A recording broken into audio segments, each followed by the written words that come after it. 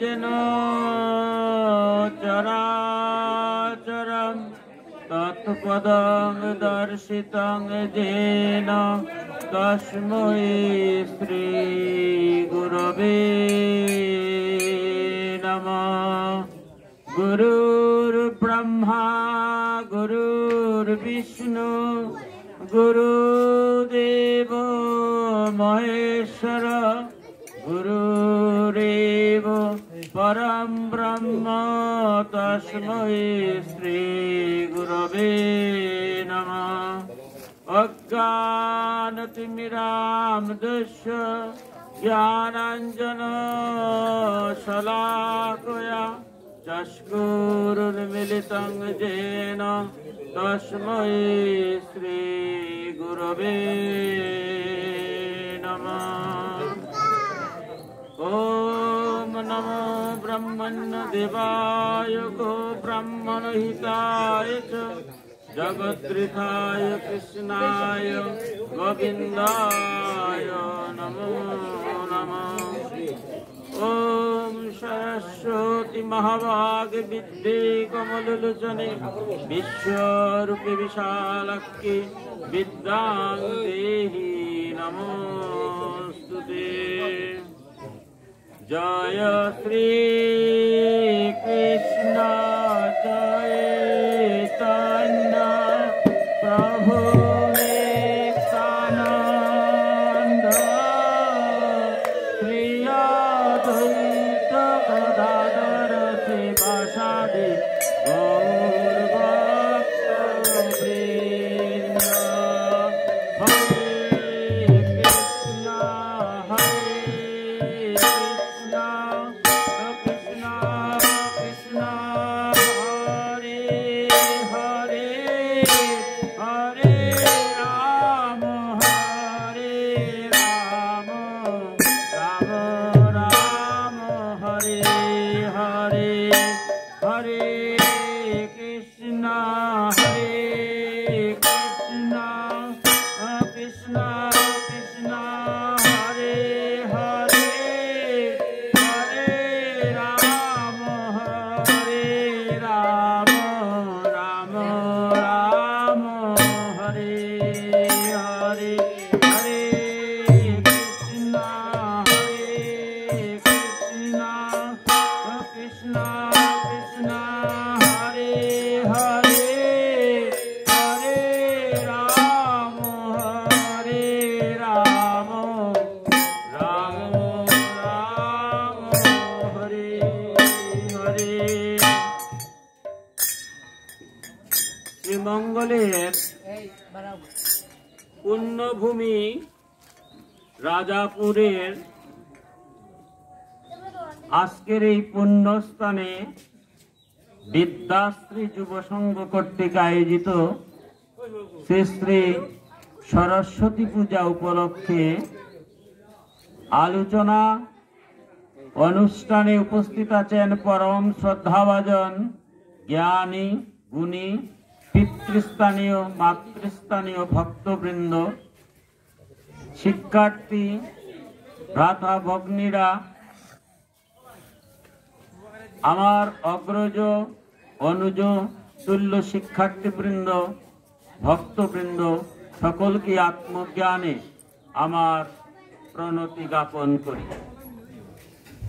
বিদ্যাশ্রী যুব সংঘের পরম ভক্তপ্রবর শিক্ষার্থীদের আয়োজনে আজকের এই আলোচনা সভায় উপস্থিত থেকে আমি নিজেকে ধন্য মনে করছি। অনেক জ্ঞানী গুণী ভক্তবৃন্দ আমার সম্মুখে উপস্থিত আছেন, ভক্তবৃন্দ আছেন।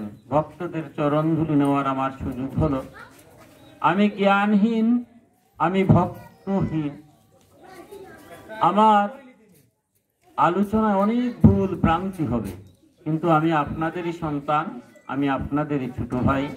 আমি বিশ্বাস করি আমার ভুল ভ্রান্তিগুলা আপনারা সন্তান হিসাবে, ছোট ভাই হিসাবে ক্ষমা সুন্দর দৃষ্টিতে দেখবেন। সনাতন ধর্মের আমি যে মূল তত্ত্ব কোথায় যাওয়ার আগেই একটা বিশাল, সনাতন ধর্মটাই হচ্ছে একটা বিশাল মহাসমুদ্র তুল্য। মহাসমুদ্রটা পরিমাপ করা গেলেও সনাতন ধর্মের যে তত্ত্ব কথা, যে গ্রন্থ, যে জ্ঞান ভান্ডার, সেটা পরিমাপযোগ্য না। আমি প্রথমেই যাচ্ছি যে আমরা ধর্ম করি। কেন ধর্ম করি? আপনারা আজ এখানে অনেক ভক্তবৃন্দ সমবেত হয়েছেন, অনেক ভক্তবৃন্দ এই দুর্যোগ আবহাওয়ার মধ্যে আপনারা বসে আছেন। কেন ধর্ম করব? ধর্ম করার দরকারটা কি? আজ আমরা বিজ্ঞানের যুগে আমরা সবাই মনে করি যে ধর্মকর্মর কি প্রয়োজনীয়তা আছে। বিজ্ঞানের যুগে আমরা বিজ্ঞানের চিন্তা ভাবনা করব, তাতেই তো মঙ্গল হবে। তাই আমি প্রথম সেখান থেকে শুরু করতে যাচ্ছি। ধর্মটা কি? ধর্ম হচ্ছে ধারণ করা। কি ধারণ করব? যা ধারণ করলে আমি মনুষ্যত্ব অর্জন করতে পারি। মানুষ হিসাবে পৃথিবীতে জন্মগ্রহণ করলেই মানুষ হয় না। পশুর জন্ম আর মানুষের জন্ম একই রকম হয়। পশু জন্ম থেকে মৃত্যু পর্যন্ত পশু পরিচয় চলে যায়, কিন্তু মানুষ, আমরা পশুর মতো জন্ম নিলে যতক্ষণ না আমরা জ্ঞান অর্জন করে মনুষ্যত্ব অর্জন করতে পারি না, ততক্ষণ আমরা মানুষ হতে পারি না। তাই লেখাপড়া করলেও কিন্তু মানুষ হওয়া যায় না যদি আমি জ্ঞানী না হই। তাই আমার সমাজ, সনাতন সমাজে দেখবেন অনেক প্রফেসর, অনেক ইঞ্জিনিয়ার, অনেক ডাক্তার, অনেক ব্যবসায়ী, কোটিপতি আছেন, কিন্তু মানুষ বলে উনি অনেক বড় প্রফেসর হলে কি হবে, তার মা বাবা কি দেখে না? উনি কি মানুষ? তাহলে লেখাপড়া করলে ইঞ্জিনিয়ার অথবা প্রকৌশলী অথবা বিরাট তথাকথিত সার্টিফিকেট অর্জন করলেই যদি হতো, তাহলে তো আজ আমাদের সমাজ ব্যবস্থা এত বিশৃঙ্খলা হতো না। তাই ধর্মটা হচ্ছে সেটা যে ন্যায় সত্য থেকে প্রকৃত অর্থে যাতে আমি মানুষ হতে পারি, যা মানুষের কল্যাণ করে, যা মানুষের মঙ্গল করে, তার নামই হচ্ছে ধর্ম। তাহলে যা মানুষের অমঙ্গল হয় তার নামই অধর্ম। সুতরাং ধর্ম জিনিসটি হচ্ছে আমাকে ধারণ করবে, আমার পরিবার, আমার সমাজ, আমার রাষ্ট্র, সবার যাতে মঙ্গল হয়। সনাতন ধর্মের মূল তত্ত্বকথাই হলো সর্বভূত ঈশ্বর বিরাজমান। সকলের যদি মঙ্গল হয়, সবার যদি কল্যাণ হয়, এমন কর্ম করবেন, তার নামটি হচ্ছে ধর্ম। আর যদি অকল্যাণ হয়, অমঙ্গল হয়, সেটা হচ্ছে অধর্ম। আমরা এই সংসারে সব জয় করেছি মনে হয়, বিজ্ঞান আমাদের সব জয় করেছে, কিন্তু দেখুন চিন্তা করে, আমার সনাতন ধর্ম বলছে তিনটা জিনিস সংসারে ঈশ্বর ভিন্ন কেউ জয়লাভ করতে পারে না। এই তিনটা কি? একটা হচ্ছে আধ্যাত্মিক, একটা হচ্ছে আদি ভৌতিক, একটা হচ্ছে আদি দৈবিক। আধ্যাত্মিক অর্থাৎ আমরা এই দেহের মধ্যে ভগবান বিরাজ করছেন আত্মারূপে, কিন্তু যদি কোনো রোগ সুখ হয়, এমন রোগ হয় যে রোগের ঔষধ এখনো কোনো বিজ্ঞান বার করতে পারে নাই। আমরা বলি এই যে আজকে মহামারী কোভিড-19, ঈশ্বরের যদি কৃপা হয় তাহলে আমরা মুক্তি পেতে পারি, তাহলে না হলে ক্ষণিকের মধ্যে পৃথিবী ধ্বংস হয়ে যেতে পারে। যতই আমরা বলি এমন রোগ আছে যেটা এখন পর্যন্ত ঔষধই তৈরি হয় নাই, সেই আমরা যদি কারো ক্যান্সার এমন অবস্থায় গিয়ে পৌঁছে আমরা বুঝতে পারছি, কিন্তু সেটাকে রক্ষা করার মতো ক্ষমতা আমার নেই। যে আবার গোবিন্দ যদি কৃপা করেন তাহলে আবার হয়তো রক্ষা হয়ে যেতে পারে, সেই ক্ষেত্রে আমাদের কোনো হাত নাই।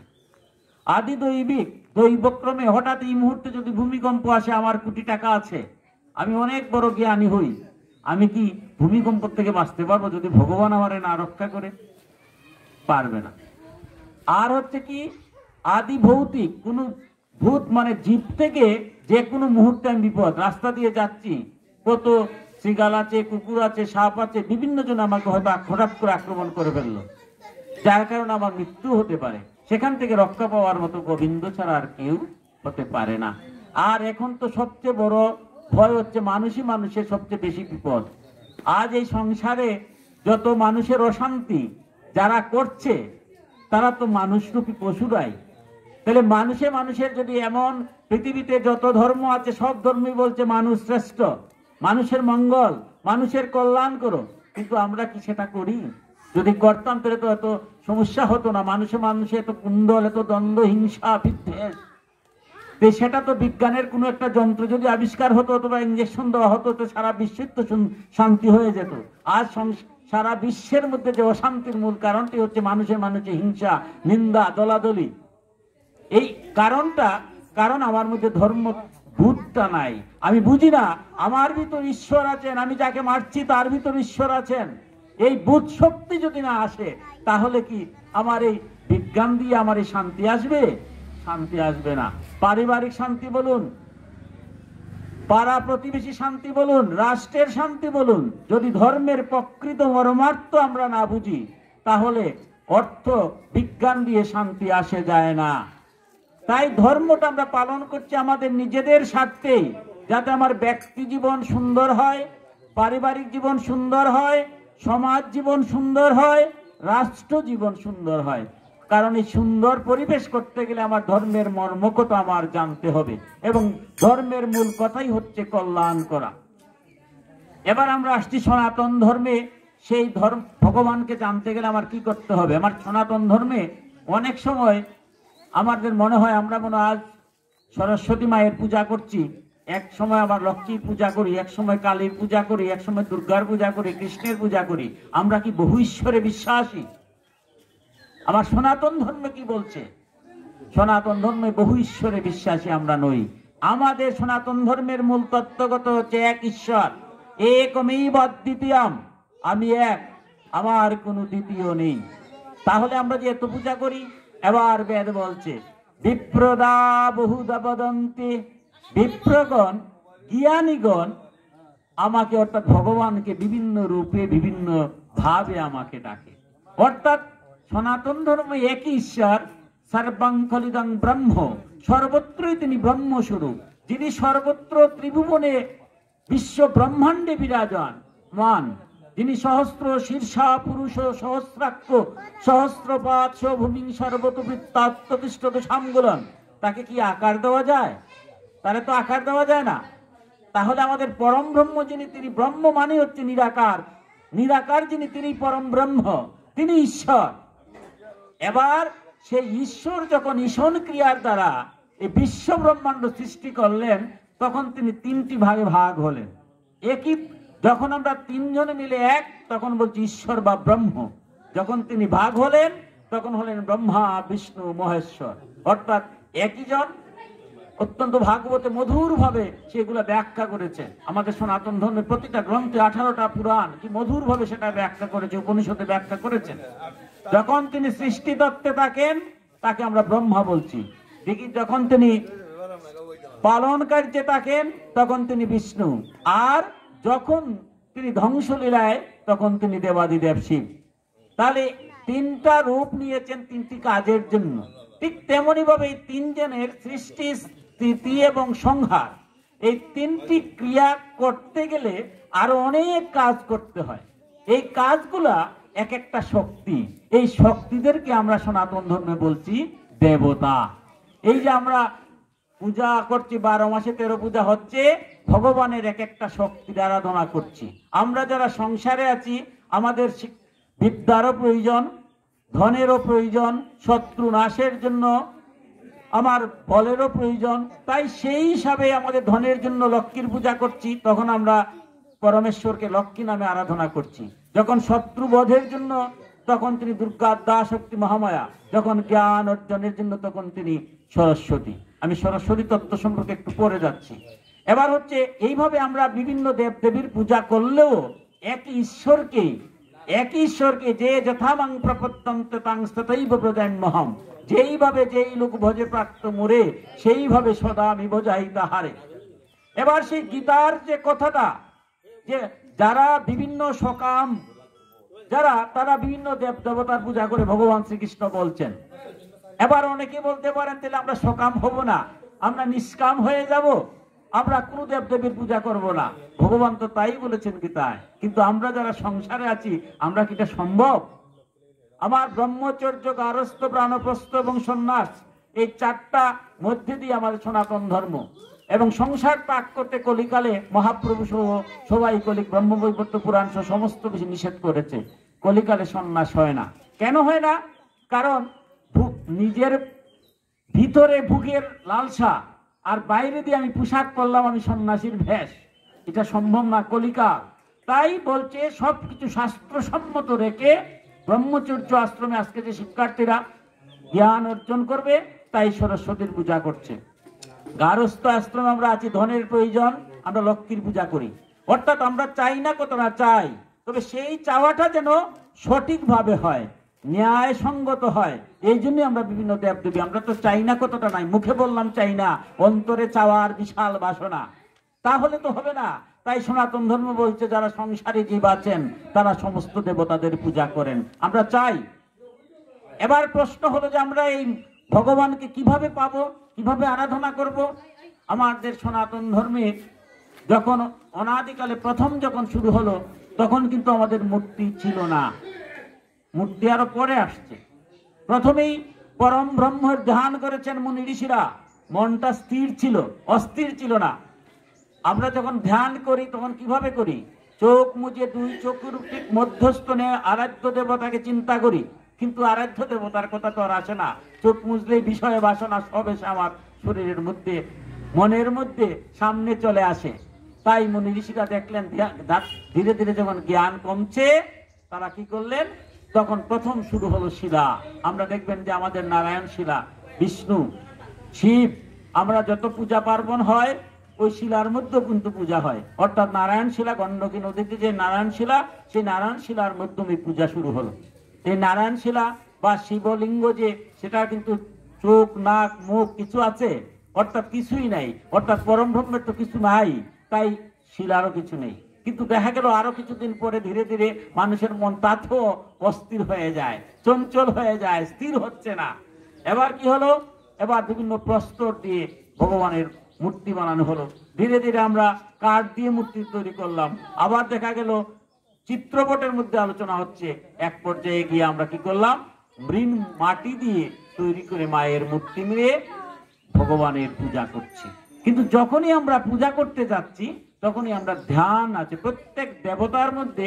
যেমন আমি বিষ্ণুর যখন আমি আরাধনা করব, তখন বিষ্ণুর ধ্যানের মধ্যে আছে ওম ধেশ্বরা সবিত্রমণ্ডল মধ্যবর্তী নারায়ণ সুরোষি দাসন সন্নিবেষ্টকে উরবান মকর কুণ্ডলবান কিরিটিহারি বপুরোদিত শঙ্খ চক্র গদাপদ্ম।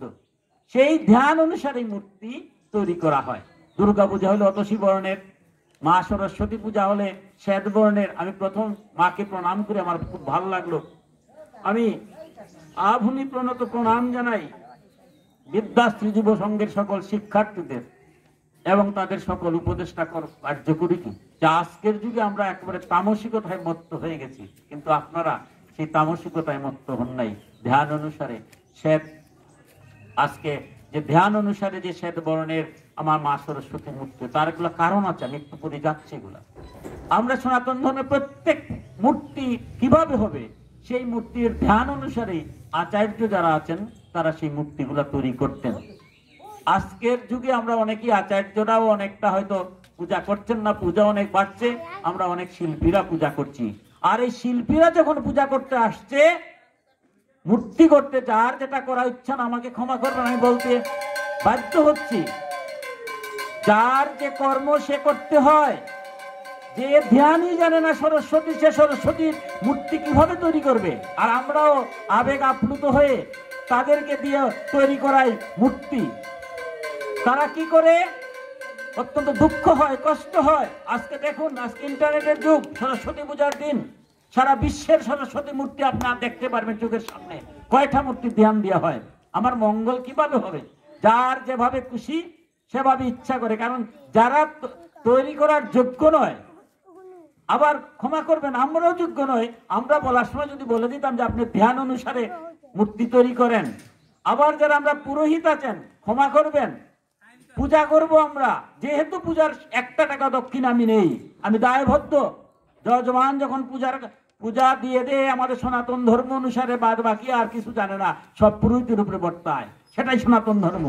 আমার পুরোহিতরা যদি সব যজমানকে বলে দেন যে আমার ধ্যান মতো যদি কোনো মূর্তি না হয় তাহলে আমি পূজা করব না, প্রাণ প্রতিষ্ঠা করব না, ঘটে পূজা করব, আমার সরস্বতীর বা দুর্গা বা লক্ষ্মী যে পূজাই হোক, আমি ঘটে পূজা করব, আমি মূর্তি প্রতিষ্ঠা করব না। কিন্তু এই কথাটাও কয়েকজন পুরোহিত বলেন। আমরা তামসিকতায় মত্ত হয়ে গেছি, সবাই যার যার অবস্থান থেকে দূরে সরে যাচ্ছি। কিন্তু কেন আমাদের মূর্তি পূজার ব্যবস্থা করলেন? কারণ উদ্দেশ্যটা একটা, ধ্যান মতো যখন পূজা করবেন, সেই পূজার মধ্যে যে আপনার মনটা স্থির হবে, পরম ব্রহ্মের আরাধনাটা সঠিক হবে। কারণ মনটা তো চঞ্চল।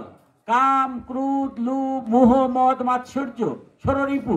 এই ষড়রিপুর দ্বারা কামনা, বাসনা, নিজের মধ্যে ক্রোধ, অহংকার, তারপরে কি পরশ্রীকাতরতা, পরনিন্দা, পরচর্চা, এগুলো নিয়ে আমাদের সমস্ত জীবনটা চলে তো এইভাবেই। সুতরাং ভগবানের কাছে গেলেও আর ভগবানের নাম আসে না। কিন্তু যখন আমি মূর্তির সামনে গেলাম, সেই ধ্যান মতো মূর্তির কাছে গেলে পরে আমার চোখের সামনে যখন নয়নে নয়ন রাখলাম, তখন ক্ষণিকের জন্য আমার সমস্ত কিছু ভুলে গিয়ে আমার ভিতরে যে ঈশ্বরের একটা অংশ আছে, প্রত্যেকের মধ্যে কিন্তু ভগবানের অংশ আছে, জীবাত্মার পরমাত্মার অংশ আছে না।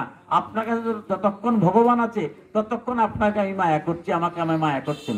ভগবান যদি আপনার শরীরে না থাকে আর কেউ কেউ মায়া করে, আমরা তো কত মায়া মমতার কথা বলি, কিন্তু দেখুন তো কেউ কেউ মায়া করে।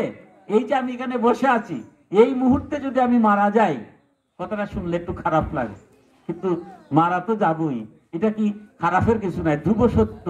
আমি পিতৃহারা, আমার বাবাকে হারিয়েছি, অনেকেই এখানে আছেন পিতৃহারা, মাতাহারা, স্বজনহারা। তো আমার বাবা মারা যাওয়ার পরে কান্নাকাটি করলাম কতক্ষণ? 2-4 ঘন্টা, 5-7 ঘন্টা হবে না। সবাই বলবে বাসি মরা হয়ে যায়। আমার দেহখানা কি করলো? জ্বালিয়ে দিলাম। আমার বেলায় কি হবে? আমি যদি এই মুহূর্তে মারা যাই, সবাই কান্নাকাটি করবে, আত্মীয় স্বজন আসবে, একটা পর্যায়ে গিয়ে আমারও পূর্বপুরুষের অবস্থাই হবে। প্রশ্নটা হলো এই জায়গায়, এত মায়া মমতা যদি আমাদের থাকে, এখন তো আমাকে সবাই মায়া করছেন, আমি যদি এই মুহূর্তে মারা যাই, 3-4 ঘন্টার ভিতরে তোমার দেহটা নষ্ট হবে না, পচবেও না, গন্ধ বাড়াবে না। কই, আপনারা তো আমার মারা যাওয়ার পরে আর একটু মায়া করলেন না। তাহলে মায়াটা কারে করলেন? আমাকে মায়া করছেন না, মায়া করছেন আমার ভিতরে একটা শক্তি আছে, চৈতন্য শক্তি। এই শক্তিটাকে যতক্ষণ আপনারা বুঝছেন যে ওই লোকটার ভিতরে চৈতন্য শক্তিটা আছে, ততক্ষণ মায়া, আমি আপনার প্রতি সেই মায়াটাই করি। যখন বুঝলেন এই দেহের মধ্যে চৈতন্য শক্তি নাই, তখন এই দেহের প্রতি কোনো মায়া নাই, আমরা দেহটাকে জ্বালিয়ে দিই। আর এই চৈতন্য শক্তিটাই হচ্ছে পরম ব্রহ্ম, পরম ঈশ্বর, প্রত্যেকের মধ্যেই আছেন। তাই এই পূজার মধ্য দিয়ে, মূর্তির সামনে বসে আমার সেই ধ্যানের মধ্য দিয়ে আমার উপলব্ধি হতে হবে যে আমার ভিতরে ভগবান আছেন, তাকে জাগরিত করতে হবে। সেই জাগরিত করার জন্য আমরা মূর্তির আরাধনা করি, সামনে বসে আমার ভিতরে ভগবান। আমি আপনাদের সামনে কথা বলছি, আমার ভিতরে হিংসা, বিদ্বেষ, বাইরে এক কথা, ভিতরে আর এক কথা, আপনারা হয়তো বুঝলেন না। কিন্তু আমার ভিতরের যে কি আছে, এটা কি আর কেউ সাক্ষী দেওয়া লাগবে? আমার ভিতরে একজন আছেন না, উনি তো সব জানে। গাছের উপনিষদে খুব মধুর কথা বলছে, দুটি পাখি, একটি পাখি ফল খাচ্ছে আর আরেকটি পাখি পর্যবেক্ষণ করছে। আমরা এই মানব দেহ দুইটা পাখি, আমরা ভোগ ঐশ্বর্যে আমরা ভোগ করছি, যে সংসারে সবকিছু সব ভোগ করছি, দেহ। আর দেহের মধ্যে যিনি দেহ পরমেশ্বর বসে আছেন, উনি পর্যবেক্ষণ করছেন। সব একটাই, আমার পর্যবেক্ষণ আমারটা, আপনার ভিতরে যিনি আছেন উনি সব দেখছেন। সুতরাং জগতের যদি কোনো অমঙ্গল আমার দ্বারা হয়, তার জন্য শেষ দিনের দিন সাক্ষী দেওয়ার জন্য কেউ লাগবে না, আমার ভিতর যিনি আছেন তিনিই সাক্ষী দিবেন। আমি যদি বিশ্বাস করি যে আমার ভিতরে সরস্বতী আছেন, সরস্বতী রূপই হোক আর দুর্গা রূপই হোক, পরমেশ্বর আমার শরীরের ভিতরে আছে, তাইলে আমার দ্বারা কোনো খারাপ কার্য করা যাবে? আমি যে কখনই খারাপ কাজ করতে যাব, আমার মন বাধা দিবে যে এই ভগবান তো দেখতেছে, কেউ দেখতেছে না, খারাপ কাজ করছি, দুষ্টামি করছি, যাই করি, মানুষের অকল্যাণ করছি, আমার ভিতরে যিনি আছেন তো সব দেখছে, তখন কি আর আমার দ্বারা খারাপ কার্য হবে? সেই উপলব্ধিটা করার জন্য সনাতন শাস্ত্রে বলছে যে 12 মাসে 13 পূজার মধ্য দিয়ে মনকে স্থির করে তোমার দেহের মধ্যে যিনি বিরাজমান সেই পরম ব্রহ্মকে জাগ্রত করো। এবার হয়তো আমার মতো কোনো অধম ভক্ত থাকলে মনে মনে বলবেন, এটা কিরকম কথা? পরমেশ্বরের যদি আরাধনা করে, তাহলে আমার মূর্তি পূজার দরকারটা কি? আজকে যে মা বিদ্যার্থীরা সরস্বতীর মূর্তি জ্ঞান আনছেন, মূর্তি ছাড়াও তো পূজা করতে পারে, আমি মনে মনে ধ্যান করব, তাই তো হলো, ভালো কথা। কিন্তু মনটা তো সেরকম স্থির না। স্বামীজি একদম জীবিত থাকা অবস্থায় বাস্তব একটা ঘটনা বলছি। আনোয়ার রাজ্যের মহারাজ মঙ্গল সিংহ, তিনি আমাদের সনাতন ধর্মে সাকার এবং নিরাকার দুইটি ভাবে পূজা করা যায়। অর্থাৎ আমাদের মুনি ঋষিরা যারা ধ্যান করছেন, তারার কাছে তো আর সরস্বতী মূর্তি নাই, তো তারা তো নিরাকার পরম ব্রহ্মের আরাধনা করছেন, এটাও আছে। আবার আমরা যারা সাকার উপাসনা করছি, এই যে মূর্তি বসে, সেটাও আছে। নিরাকার যারা আরাধনা করছে তারা চোখ খুঁজলেও সবার মধ্যে ভগবান দেখে, যে আমার মিত্র ভগবান, আপনার মিত্র ভগবান, ভগবান রূপেই সবাইকে সেবা করে। কিন্তু আমার মতো অধম তো সেই স্তরে যেতে পারে নাই, স্তরে যেতে পারি নাই বিধায় মনকে স্থির করার জন্য আমরা সাকার আরাধনা করি। তাই আনোয়ার রাজ্যের রাজা মঙ্গল সিংহ মনে মনে ভাবলেন যে মূর্তি পূজার সামনে আমরা খাবার দিই, আজকে তো দিয়েছি, তো খাবার তো আর মা সরস্বতী গ্রহণ করছেন না, মা সরস্বতী কথাও বলতে পারছেন না, মা সরস্বতী লেখাপড়া কথা বলতে পারছেন না, নড়াচড়া করতে পারছেন না, কিছু খেতেও পারছেন না। দেবতার সামনে দিয়ে আমরা কি নড়াচড়া করতে পারে? তাই এবার স্বামী বিবেকানন্দকে এবার আমন্ত্রণ জানালেন তার রাজসভায়। বলে বিবেকানন্দ আসছেন, রাজার প্রশ্ন তো রাজার মতই হয়। তাই বিবেকানন্দকে বলছেন যে আপনার মূর্তি পূজায় তো আমার কোনো বিশ্বাস নাই, কারণ এই মূর্তি কথা বলতে পারে না, নড়াচড়া করতে পারে না, কোনো কিছু দিলে খেতেও পারে না, তাইলে এই মূর্তি পূজা করার দরকারটা কি? আমার মূর্তি পূজার মধ্যে আমার কোনো বিশ্বাস নাই। রাজা তো রাজার মতোই প্রশ্ন করেছে, কিন্তু প্রশ্নটা কারে করছে? উনি হচ্ছেন মহারাজ, জ্ঞান রাজ্যে যিনি চরম পর্যায়ে, তারাই তো মহারাজ। স্বামী বিবেকানন্দকে প্রশ্ন করেছে। উনি চিন্তা করলেন রাজার উত্তর তো রাজার মতো দিতে হবে, যা যে রকম তার উত্তরটা, তিনি যেরকম প্রশ্ন করেছেন উত্তরটা দিতে হবে। তাই তিনি বললেন শাস্ত্র জ্ঞানটা একটু পড়ে বলি, আগে দেখি কি করা যায়। জ্ঞানী মানুষ চতুর্দিকে তাকাচ্ছেন, হঠাৎ দেখেন আনোয়ার রাজ্যের রাজার মাথার উপরে তখন মুঘল সাম্রাজ্য ছিল, মুঘল বাদশার একটা আর্ট করা ছবি, তখন তো ওখানের মতো ছবিও ছিল না, আর্ট করা থাকতো। আপনারা হয়তো অনেকেই কেন গুণী জ্ঞানী আছেন, দেখছেন আর্ট করা থাকতো। তো ছবিটা দেখার পরেই একজনকে ইঙ্গিত করলেন ওই ছবিটা আনার জন্য। আনলেন, তিনি ধপাস করে ছেড়ে ফেলে দিলেন রাজসভাতে। সবাই তো সব বাদশার ছবি ফেলে দিল। এবার বলছেন সভাসদকে, সবাই তো ফেলুন তো দেখি, সব বনাশ, আরো মহাবিপদ। কেউ কোনো কথা বলছে না যে কি করবো, মহারাজের তো মাথা খারাপ হয়ে গেল নাকি। কেউ যখন কথা বলছে না, এবার বিবেকানন্দ বলছে মহারাজ দেখুন। সাথে সাথে ফটোটাকে তিনি আবার হাতে তুলে নিলেন, নিয়ে অত্যন্ত শ্রদ্ধার সাথে বললেন দেখুন, এই যে বাদশার ছবিটা আপনি রাখলেন, সেটা কিন্তু লড়াচড়া করতে পারে না, কথা বলতে পারে না, কিছু দিলে তো খেতেও পারবে না। কিন্তু যখনই আমি ছবিটাকে এখানে ফেললাম, সাথে সাথে আপনারা কিন্তু একটা চমকিত হয়ে উঠলেন, কারণ আপনারা সেই বাদশাকে আর ওই ছবিটাকে সম দৃষ্টিতে দেখেন, শ্রদ্ধার সাথে দেখেন। তাকে যখন ফেলে দিলাম, অত্যন্ত আঘাতপ্রাপ্ত হয়েছেন। তাইলে আঘাতপ্রাপ্ত হলেন, অথচ এই যে ছবিটা, এটা তো বাদশা নয়। বাদশা নাকি? উনি তো বাদশা নয়, উনি কথা বলতে পারে না, কথা।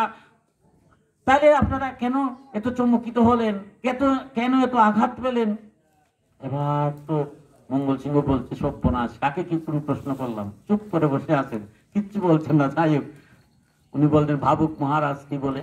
এবার বিবেকানন্দ বলছেন দেখো, সনাতন ধর্মে ঋষিরা যা কিছু তৈরি করেছে, অনেক চিন্তা ভাবনা চেতনা ঐশ্বরিক শক্তির মধ্য দিয়ে করেছে। আমার মন চঞ্চল, চঞ্চল মনকে রিপুর প্রভাব থেকে মুক্ত করার জন্যই আমার মূর্তির পূজা করা হয়। প্রত্যেকটা মূর্তির ধ্যানের মধ্যে কেন আমি পূজা করছি তার রহস্যটা আছে।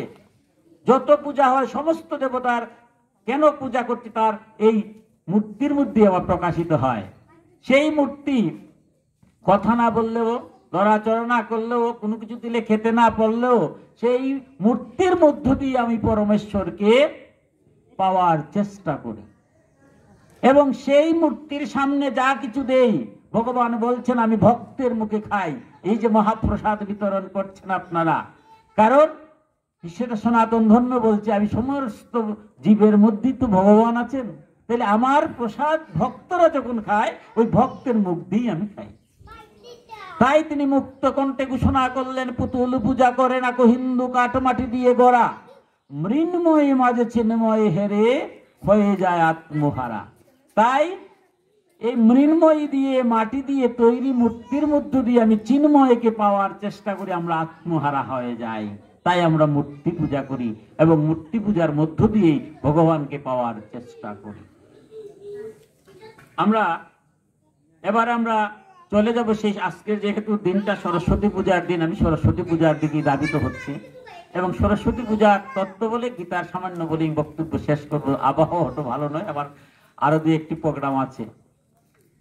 আমরা এই যে বলছি বিভিন্ন শক্তি, ভগবানও বলছেন যে বিভিন্ন দেবতা আমার বিভিন্ন শক্তি, আমার অঙ্গ প্রত্যঙ্গ, আমার হাতে এক কাজ করছে, চোখে এক কাজ করছে। এখন যদি হাতে এক কাজ করে আমি যদি বলি এটা কি আমি করি নাই, চোখে এক কাজ করলো এটা কি আমি করি নাই, হাত চোখ মিলিয়ে তো আমি পরম ব্রহ্ম, সমস্ত দেবতাদের শক্তির মূল যে বিষয় তিনি হচ্ছেন পরম ব্রহ্ম। যখন আমার জ্ঞান কম থাকে তখন আমরা দোলাদলি করি, যখন জ্ঞান উদয় হয় তখন আর দোলাদলি থাকে না। আমি মোটর সাইকেল চালাই, উঁচু নিচু সব দেখি, যখন যারা প্লেনে যায় সব সমান মনে হয়। তাই জ্ঞান কম থাকলে আমাদের বিবাদ, জ্ঞান হলে আর বিবাদ হয় না। তাহলে সর্বাগ্রে আমার জ্ঞান দরকার। শ্রীমদ্ ভগবত গীতায় বলছেন আমি সবকে ভালোবাসি, তবে জ্ঞানী ভক্তকে সবচেয়ে বেশি ভালোবাসি। ভক্ত পাই আত্মী অর্থাত্রী জিজ্ঞাসু এবং জ্ঞানী চার ভক্ত, এই চার ভক্তের মধ্যে আবার জ্ঞানী ভক্তকে তিনি শ্রেষ্ঠ, সবচেয়ে ভালোবাসেন। আর জ্ঞান অর্জন করতে হলে ভগবানের যে শক্তি, সেই শক্তির নামই হচ্ছে সরস্বতী। সরস্বতীর কৃপা না হলে জ্ঞান অর্জন হয় না। ছোট্ট ছেলে, আমরা যখন ছোট ছিলাম, আমার মায়েরা এখানে অনেক মায়েরা আছেন, আমরা তো বড় হয়ে গেলাম, কিন্তু মারা কত কষ্ট করে, বাবা কত কষ্ট করে আমাদের বড় করলেন, আমরা অনেকটা ভুলে গেলে। এখন তো মা সন্তানের বাবা হয়েছে, এখন বুঝতে পারে কিছুটা হলো। ছোট্ট ছেলে সন্ধ্যার পরে খাওয়ার জন্য কান্নাকাটি শুরু করে দিয়েছে, মার তো রান্না হয়নি, অনেক কাজ আছে। বাবাকে বলতে যাও, তাকে নিয়ে চাঁদ মামাকে দেখিয়ে আসো। চাঁদ মামার কথা শুনতে তো খাওয়ার কথা ভুলে গেছে, বাবাকে নিয়ে ছেলে চলে গেছে চাঁদ দেখা। পূর্ণিমার চাঁদ, মধুর চাঁদ, সুন্দর চাঁদ দেখছে। আস্তে আস্তে বাবাকে বলছে এই কি চাঁদ মামা? বলে হ্যাঁ, এটাই যে আকাশের মধ্যে দেখছো, এটাই তোমার চাঁদ মামা। একটু সময় তো যেতে হবে, মায়ে তো রান্না করতে হবে, তাই একটু ঘুরে ঘুরে যাচ্ছে। একটু দূর গিয়েছে, পাশের বাড়ি একটা ছোট্ট পুকুর, পুকুরের মধ্যে দেখে ছেলেটা আরেকটা চাঁদ। বলতেছে বাবা, আকাশে দেখলাম একটা চাঁদ, এখন থেকে একটু ছোট আরেকটা চাঁদ। বাবা তো বুঝতে পারছে যে চাঁদেরই প্রতিলম্ব পড়ছে, কিন্তু ছেলেকে কিভাবে বুঝাবে? বলছে বাবা তুমি বড় হলে পরে এমনি বুঝবা, এখন তোমার এই তত্ত্ব জ্ঞান দেওয়া দরকার নাই, আমি যেমন পরে একটু সময় কাটাই। বলছে হ্যাঁ বাবা, ওইটা হচ্ছে তোমার মধ্যমটা আর এটা হচ্ছে তোমার ছোট মামা। বাহ, সে গনতেছে, একটা মধ্যম মামা আকাশে, একটা ছোট মামা। আর একটু সামনে গিয়েছেন, বাবা বলছে যে তাকে তো একটু সময় দিতে হবে। বিশাল বড় দিঘি, দিঘির মধ্যে চারটা পড়েছে বিশাল ভাবে। বলছে বাবা এই তো দিকে আরেকটা। বলে এইটাই কারণ তো তোমাকে বললাম না, এটা হচ্ছে তোমার বড় মামা। আচ্ছা, সে তো সময়টা কাটালো, মার কাছে আসছে।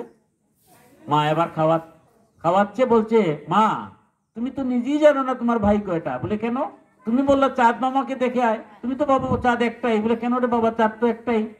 আয় হায়, তুমি জানো না, 3টা চাঁদ মামা দেখে আসছি। মা তো আশ্চর্য হলো, 3টা চাঁদ মামা কোথায় দেখলে?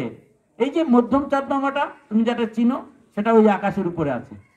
আচ্ছা, তারপর আরেকটা হচ্ছে ছোট চাঁদ মামা, অমুকের বাড়ির পুকুরে, পুকুরের মধ্যে দেখছে সেটা ছোট ছোট চাঁদ মামা। আরেকটা অমুকের বাড়ির দিকিতে দেখছি, এটা বড় চাঁদ মামা। মা তো সাথে সাথে বুঝে গেছে।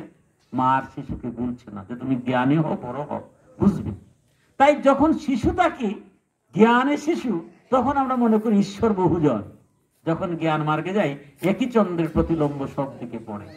তাই পরমেশ্বর পরম ব্রহ্ম, যে কোনো দেবতাই কেউ ছোট কিংবা কেউ বড় নয়। সনাতন ধর্মে একমেব অদ্বিতীয়ম, আমি এক, আমার কোনো দ্বিতীয় নাই। সুতরাং কেউ ছোট কেউ বড়, হয়তো তখন একজন যদি দুজন থাকে, একই ঈশ্বর বিভিন্ন কর্মে বিভিন্ন কাজে যখন থাকে, তখন এক একটা রূপ হয়, এক একটা রূপকে আমরা আরাধনা করি। আমি শিক্ষকতা করি, আপনারা জানেন। তো আমি, সরকার আমাকে বেতন দিচ্ছে, আমি যদি কলেজের প্রভাষক হিসাবে ফিল আপ না করি, আমাকে সরকার টাকা দেবে?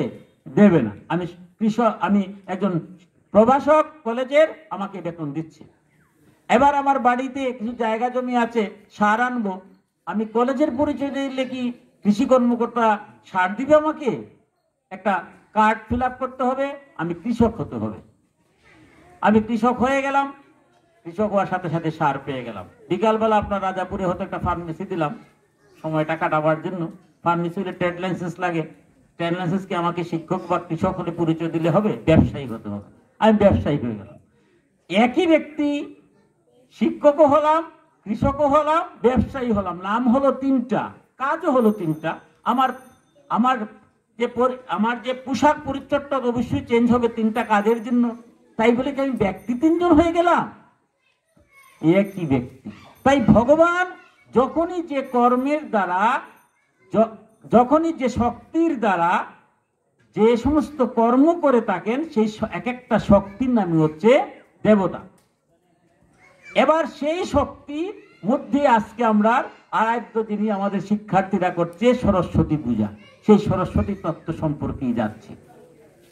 সরস্বতীর অনেক ব্যাখ্যা আছে, পাণিনি ব্যাকরণ থেকে শুরু করে অনেক বৈয়াকরণবিদ বিভিন্নভাবে তার ব্যাখ্যা করেছেন। তো সর্বজন গ্রাহ্য যে ব্যাখ্যা সেটা সরস যুগবতী, তার নাম হচ্ছে সরস্বতী, অর্থাৎ জ্যোতির্ময়ী যিনি। আবার সরস্বতী জল, জলবতী নদী, অর্থাৎ নদী রূপেও সরস্বতীকে আমরা আরাধনা করি, আবার দেবী রূপেও সরস্বতীকে আরাধনা করি।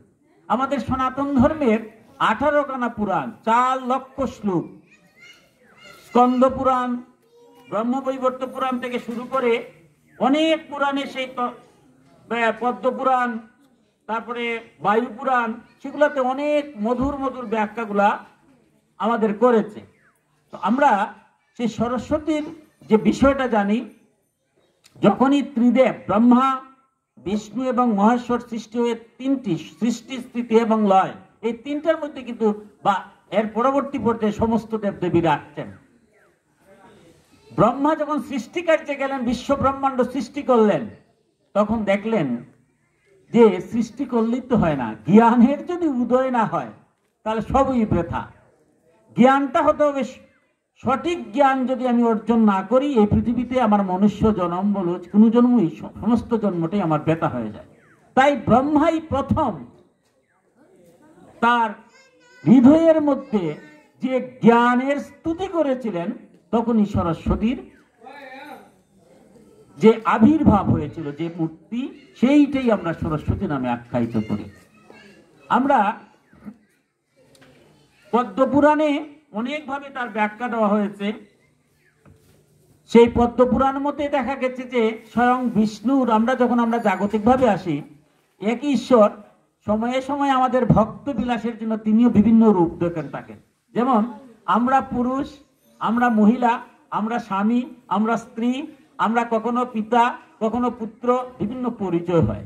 আচ্ছা দেখুন তো, আমার বাবা যখন মারা গেলেন, দেহটাকে যখন বর্ষ করে দিলাম, এবার তার ভিতরে যিনি পরমাত্মাংশ জীবাত্মা আছে, এই জীবাত্মাটা কি পুরুষ না মহিলা না ক্লিপ, কিচ্ছু কি বলা যায়? কিছুই না। আত্মাটাকে কি বলা যায়? আত্মাটা দেহের মধ্যে যখন যায় তখন তার পরিচয় হয়, কিন্তু আত্মাটা যখন হয়ে যায় তখন কিছু হয় না। ঠিক আমরা যেমন এই জগতে আসছি, কেউ বিভিন্ন পরিচয় নিয়ে চলি, আবার যখন যাওয়ার সময় কোনো পরিচয় নিয়ে যাই নাই, আত্মারূপে যাই। ঠিক ভগবানকেও আমরা যারা ভক্তরা বিভিন্ন ভাবে রূপ দিয়েছেন, ভগবানও বিভিন্ন ভাবে বিভিন্ন, একই ভগবান যেমন ব্রহ্মা বিষ্ণু মহেশ্বর হয়েছেন, আবার কখনো আমরা লক্ষ্মীনারায়ণ হয়েছেন, কখনো রাধাকৃষ্ণ বলছি, কখনো দুর্গা শিব বলছি।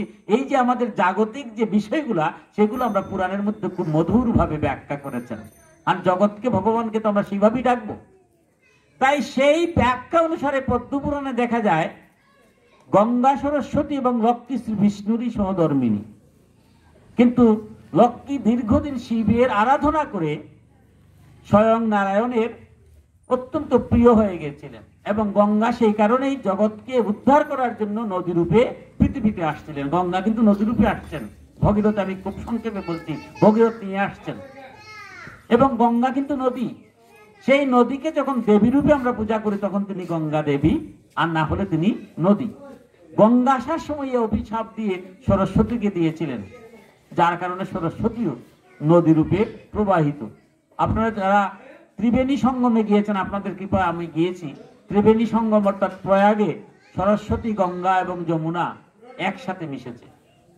সেই সরস্বতী নদী রূপে যখন আসছেন পবিত্র গঙ্গার মতো, সেই সরস্বতী যখন, সরস্বতীকে জ্ঞান, সেই ব্রহ্মার হৃদয়ে জ্ঞানের ভান্ডার রূপে যিনি আসছেন, মুনি ঋষিরা দেখলেন যে তাহলে এই সরস্বতী নদীর তীরেই আমাদের যত পুরাণাদি, যত শাস্ত্র গ্রন্থ, বেদ, উপনিষদ, পুরাণ থেকে শুরু করে যা কিছু সব সৃষ্টি হয়েছে কোথায়?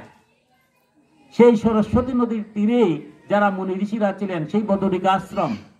ব্যাসদেব যেখানে বেদকে তিনি 4 খণ্ডে বিভক্ত করেছেন, সেই সরস্বতী নদীর তীরে থেকে সরস্বতীর আরাধনা করেছেন।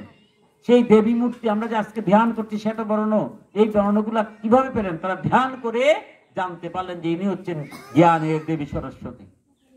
দীর্ঘদিন মুনি ঋষিরা সেই ধ্যান করে চলছেন, কিন্তু যখন ব্যাসদেব মনে মনে ভাবলেন যে এই যে বেদের নাম হচ্ছে শ্রুতি, শ্রুতি মানে কি? আমাদের যে জ্ঞান ভান্ডারটা পুরাটাই মুনি ঋষিরা মুখস্থ করতে পারতেন, সব মুখস্থ ছিল, কিন্তু কালক্রমে এক সময় হয়তো সেটা ধীরে ধীরে কেউ আর মুখ ভুলে যাবে। যেমন আজকের অবস্থা যদি লিপিবদ্ধ না হতো তাহলে কি আমরা বলতে পারতাম বেদ?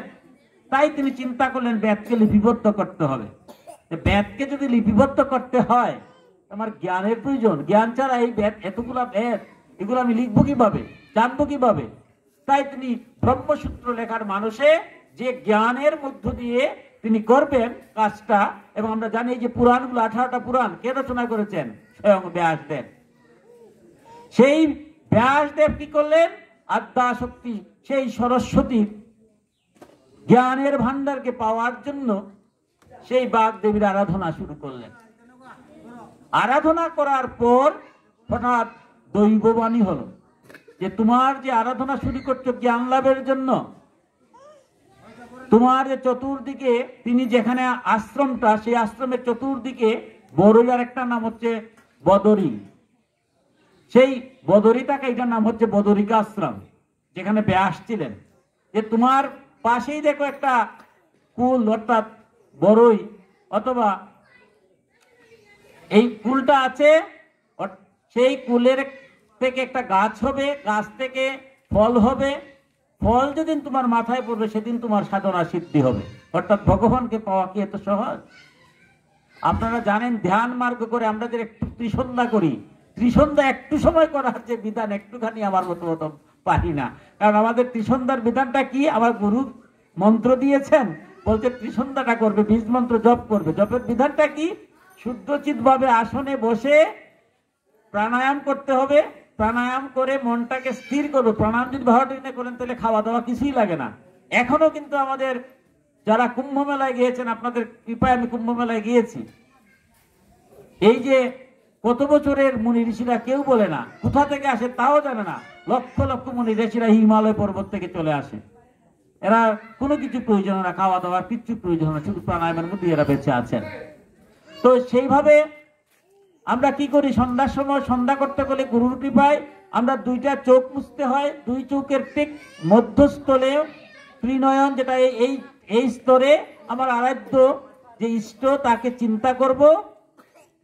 করতে করতে কি হয়? একটা আলো হয়, জ্যোতি হয়। এই জ্যোতির মধ্য দিয়েই কিন্তু ভগবানকে দেখা যায়। যারা মুনি ঋষিরা দেখেছেন, আপনারা যারা অনেকেই হয়তো সেই জ্যোতিকে দেখেছেন বা দেখছেন, যারা কে দেখছে সেটা জানি না, ভগবান ভক্ত ছাড়া। এবার এই কলিকালেও অনেক ভক্তরা সেটাকে দেখছেন। আপনি যদি দীর্ঘ সময় ভগবানের এই 2 ভ্রূর যুগলের মধ্যে ভগবানকে বারবার আপনার বীজ মন্ত্র জপ করেন, একটা সময় দেখা যাবে এটা জ্যোতি আসে এবং জ্যোতির মধ্য দিয়েই ভগবানকে দেখা যায়। ঠিক ব্যাসদেব সেই সরস্বতীকে ধ্যানস্থ হয়ে চোখ বন্ধ করে তিনি ধ্যান শুরু করেছেন। এখন কতদিন ধ্যান করেছেন বুঝতেই পারেন। একটা কুল, একটা বড়ই, সেটা দৈববাণী হলো যে সেটা বৃক্ষ হবে, বৃক্ষ থেকে ফল হবে, ফল যেদিন পাকবে এদিন মাথায় পড়বে। এতদিন তিনি ধ্যান করেছেন। আজকের যে মহেন্দ্রক্ষণ, মাঘ মাসের শ্রীপঞ্চমী তিথি, সেই তিথিতেই হঠাৎ ব্যাসদেব মাথার মধ্যে একটা ফল পড়েছে তার ধ্যান ভেঙেছে। এবার তার মুখে দিয়ে দেখা যায় অজস্র কথা বলছে। এই তো তিনি এই কুল দিয়েই কিন্তু মা সরস্বতীর পূজা করেছিলেন। এই কারণে আমরা কুল বা বড়ই সরস্বতী পূজার আগে বিদ্যার্থীরা খায় না। ব্যাসদেব যখন সেই আরাধনা করে ওই দিন কুল দিয়েই, কারণ সেদিন ফল তো তার আর কি ওই কুল দিয়ে গাছের বড়ই দিয়েই কিন্তু আজকে দেখবেন সরস্বতীকে আমরা সব ফল দিই, কিন্তু কুলটা একদম সবার আগে দিই। অর্থাৎ সেই বড়ই দিয়েই, সেই কুল ফল দিয়েই সরস্বতীকে পূজা করেছিলেন। এবং সেইখান থেকেই অদ্যাবধি আমার শিক্ষার্থীরা, ব্রহ্মচর্য আশ্রমে যারা আমরা শিক্ষার্থীরা, তারা জ্ঞান লাভের জন্য কি করে মা সরস্বতীর পূজা করে থাকে। এই সরস্বতী যখন আদ্যা শক্তি হিসাবে আমরা দেখি, সেই সরস্বতী আমরা শ্বেতবর্ণ, অর্থাৎ এই যে ধ্যানের মধ্যে আছে কি তিনি শ্বেত, সমস্ত কিছু শ্বেত। এমনকি তার হাতের মধ্যে রুদ্রাক্ষ মালা থাকে, সেটাও শ্বেত। যত অলংকার পরেন সেটাও শ্বেত, একদম ধবল বরফের মতো সাদা। তিনি কেন? জ্ঞানের প্রতীক হচ্ছে সাদা। আজকেও দেখবেন আমরা দুঃখ হয় সনাতন ধর্মের, আমরা আজ বিচ্যুত হয়েছি, আমাদের জন্য আর কেউ দায়ী না, আমরা নিজেরাই দায়ী, কাউকে দোষ দিয়ে লাভ নাই। আজ সেই জ্ঞানের প্রতীক সারা বিশ্ব নিয়েছে। এখনো দেখবেন যারা সেবার কার্য থাকে, সেবার কাজ যারা করে তারা সাদা ড্রেস, দেখবেন ডাক্তারের ড্রেস সাদা, সেবা। আপনার যুদ্ধ হয় সারা বিশ্বে, যদি সাদা নিশান উড়াই দেওয়া হয় সাথে সাথে যুদ্ধবদ্ধ হয়ে যায়। সারা ওয়ার্ল্ড এখনো এই নিয়মটা আছে। দুই দেশে যুদ্ধ হচ্ছে, এক দেশ সাদা নিশান উড়াই দিয়েছে, তাকে মারবে না, তার জ্ঞানের উদয় হয়েছে, যুদ্ধ আর করবো না বলছে, আনকন্ডিশনাল সারেন্ডার, যুদ্ধ থেমে দিয়ে দেয়। অর্থাৎ জ্ঞানী যদি হন আপনি, তাহলে শুভ্রভাবে জ্ঞান হতে হবে। জ্ঞান তো কুজ্ঞানও আছে, যারা বোমা তৈরি করছে তাদের জ্ঞান নাই, মানুষকে মারছে তার একটা বুদ্ধি আছে, কুবুদ্ধি, সেটাকে আমরা জ্ঞান বলবো?